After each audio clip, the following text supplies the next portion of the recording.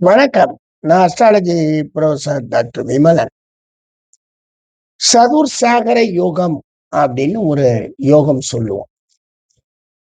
ரொம்ப ரேரான யோகம் தான். 4 கேந்திரங்கள்ல கோள்கள் இருப்பதால் ஏற்படும் பலன்கள்.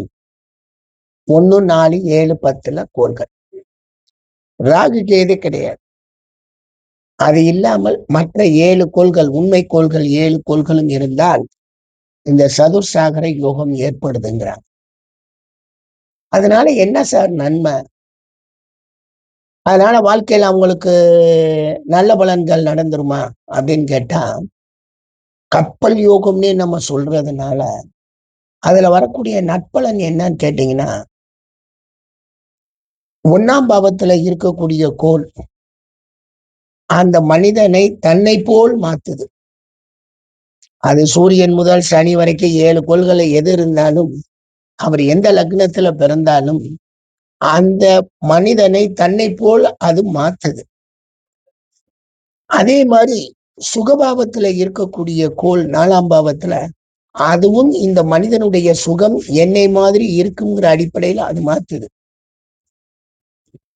7ஆம் பாவத்தில் இருக்கக்கூடிய கோள், இவர் பழகக்கூடிய மனிதர்களும், இவருக்கு வரக்கூடிய மனைவி அல்லது பெண்ணா இருந்தால் கணவர்,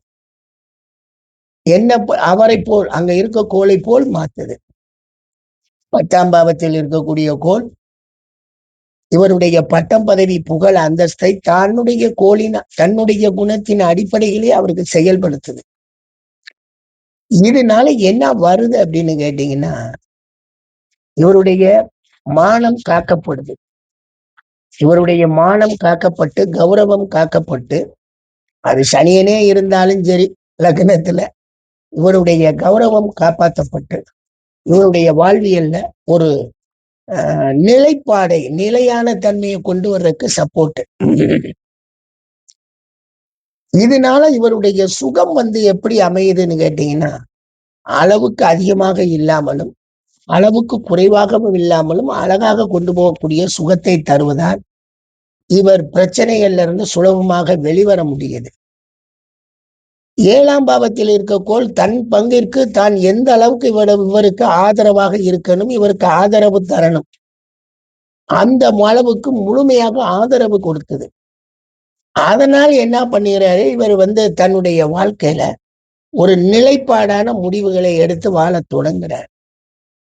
10ஆம் பாவத்தில் இருக்கக்கூடிய கோள் இந்த 3, 1, 4, 7 எல்லாம் நன்றாக செயல்படக்கூடிய அடிப்படையை வாங்கியதால் அவருக்கு ஏற்படக்கூடிய பட்டம், பதவி, புகழ், நிலைத்த ஸ்டேட்டஸ், அதாவது நிலை பெற்ற ஒரு மதிப்பு, மரியாதை, புகழ், அந்தஸ்தை பெறக்கூடிய அமைப்பை அதுவும் கொடுக்கும். இதுதாங்க இவங்களுக்கு கிடைக்கிற மிகப்பெரிய ஸ்டேட்டஸ். இந்த ஸ்டேட்டஸ்ல விடாம இவங்க வாழ்றாங்க. இந்த ஸ்டேட்டஸை இவங்க விடுறதே கிடையாது. என்ன சார் இப்படி சொல்றீங்க? அப்ப 6, 8, 12 திசாக்கள் ஓடுமே, அதுல வரக்கூடிய பிரச்சனைகள் எல்லாம் வரும். அதை எல்லாமே மிக சாதாரணமாக, மிக எளிமையாக ஜெயிச்சுட்டு வந்துருவாங்க. வாழ்நாள்ல இவங்க ஒரு ஸ்டெப் எடுத்து வச்சுட்டாங்கன்னாலே போதும். அது அவங்களுக்கு வர வேண்டிய அந்த அமைப்பை அப்படியே இந்த 4 கேந்திரங்களிலும் உள்ள கோள்கள் இவருக்கு நன்மை பயக்கக்கூடிய அடிப்படையில வருது. சார், இது ஒரு கோடீஸ்வர யோகமா?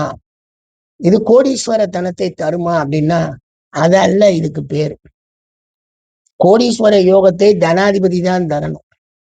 அந்த தனாதிபதியும் மற்ற பாவகங்கள் இயங்கி செயல்படுத்தக்கூடிய தன்மையில வரும். அதனால அங்க கோடீஸ்வர யோகத்துக்கு இந்த யோகங்கள் சொல்லல. சதுர்னா 4, சாகர்னா கடல், 4 பக்கமும் சூழ்ந்த கடல் சூழ்ந்த ஒரு பகுதி, ஐலேண்ட், தீவு அப்படிங்கிற மாதிரியும், கப்பல்ங்கிற மாதிரியும் சொல்லப்படுறதுனால இங்கு பிரச்சனைகள் குறைவு. வாழ்வியல்ல ஏற்படக்கூடிய பிரச்சனைகள் குறைவாக இருந்து அதில் வெற்றி காணக்கூடிய தன்மையை தான் இவர் பெறுவாரே தவிர, செல்வம் செழிப்பு அது தனாதிபதி திசையாக அவன் 1லயோ 4லயோ 7லயோ 10ஆல் அவர்கள் மூலமாக இவர் செல்வம் தேடக்கூடிய வரக்கூடிய அடிப்படையை பெறுவார். சிலர் பெரும் கோடீஸ்வரராகலாம், சிலர் சாதாரண வாழ்வையே ரொம்ப மகிழ்ச்சியாக இன்பமாக வாழ்ந்துட்டு போகலாம். ஒரு தொந்தரவும் வராது. சும்மா 4 மூலையிலையும் கட்டப்பட்ட ஒரு மிகப்பெரிய ஒரு அரண்மனை அப்படின்னு அரண்மனையை கட்டி அதுக்குள்ள இவர் வாழ்ற மாதிரி வாழ்றார். எந்த ஒரு பிரச்சனையும் சாதாரணமாக தூக்கி தள்ளிவிட்டு போகக்கூடிய யோகம் பெற்றவராக மாறுகிறார். 8ஆம் பாவ திசை நடந்தாலுமே சாவு இல்லை, கஷ்டம் இல்லை, துன்பம் இல்லை, விபத்து இல்லை, அனைத்தையும் சமாளிக்கக்கூடிய யோகம் பெற்றவராகத்தான் மாறுவார். எனவே இந்த ஜாதகம், இந்த சதுர்சார யோகத்தை நான் ஆய்வு செஞ்ச வரைக்கும் இப்படித்தான். இதுல இந்த 1 4 7 10 கோள்களை வைத்து நம்ம பேசக்கூடிய அடிப்படையில எக்கச்சக்கமான கோள்கள் காம்பினேஷன்ஸ் வரும். எப்படி இருந்தாலுமே 1ஆம் பாவத்துல உங்களுக்கு இவரும் குருவும், 4ஆம் பாவத்துல சந்திரனும், 7ஆம் பாவத்துல அற்புதமான சுக்கிரனும், 10ஆம் பாவத்துல சூரியனும் அமைந்திருந்து பிறக்கிறாங்கன்னு வைங்க. அது உண்மைதான். 4ல 7ல சுக்கிரன், 10ல சூரியன் வராதுதான். அப்படி வரலைன்னா நம்ம அந்த 10ல இருக்கக்கூடிய இது ஒரு கேந்திர பலம். இப்ப நம்ம 7ல சுக்கிரன் வைக்க வேண்டாம்னு விட்டுருங்க. 7ம் 10ம் அவ்வளவு தூரம் சுக்கிரன் விலகி நிக்காது. அப்படிங்கிறப்ப அங்க சுக்கிரனை வேணா நீங்க எடுத்துருங்க. எடுத்துட்டு என்ன பண்றீங்க, சந்திரனை கொண்டு போய் வைங்க. சந்திரன் 7ல இருக்கலாம், அழகான மனைவி. அப்ப 4ல யார் இருக்கிறது?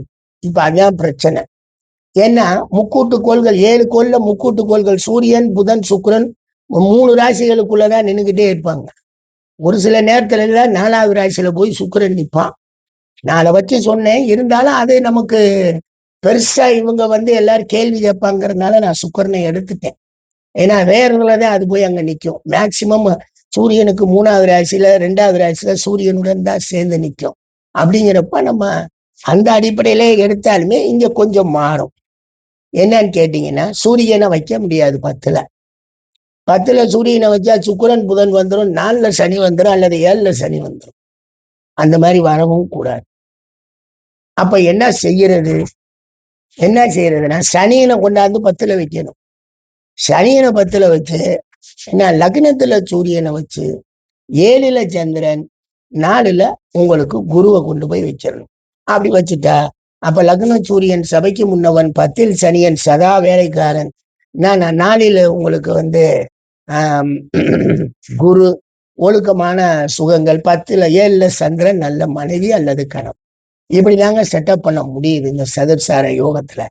பட் இந்த சதுர்சாகர யோகத்தை கூட பெரிய யோகமாக சூரியன் 10ல் இருக்கவங்களுக்கு எல்லாம் கிடைச்சிருக்குங்க பட்டம், பதவி, புகழ், அந்தஸ்து. பார்ப்போங்க. நன்றிங்க.